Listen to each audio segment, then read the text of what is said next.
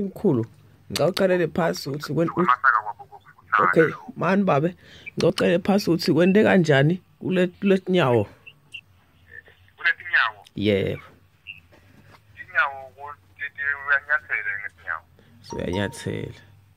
Uyanyathela ngesinyawo ukuthi ungazi ukuthi inyawo uqale nje ukulizwa itolo entambama wathi uyelinyongo ilizwe ungazi ukuthi maqeda umfuso wathi ngilizwa lenyawo ungazi selilula kakhulu. Yebo.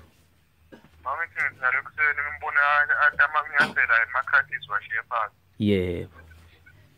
But uthi hayi uzama utancenga linye ke usanga.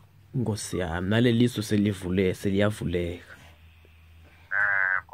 Hayi, shothi kufika kwami lapho mkhulu impela labadzala babenani banisida.